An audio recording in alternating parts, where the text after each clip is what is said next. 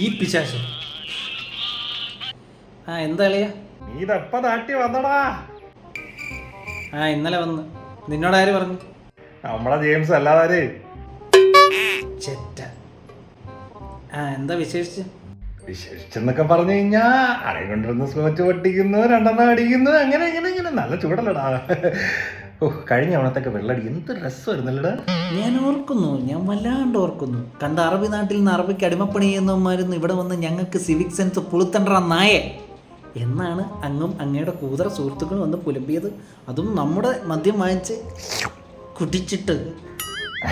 അങ്ങനെ പറഞ്ഞ അത് ചുമ്മാ അന്ന് എന്തോ കള്ളം പുറത്ത് അതൊക്കെ വിട്.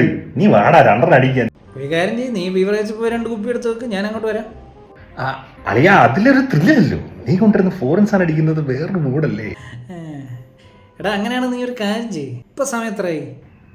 എടാ ഇപ്പൊ സമയം 12 മണി. ആ നല്ല സമയമാണല്ലോ, നല്ല വെയിലൊക്കെ ഉള്ള സമയമല്ലേ.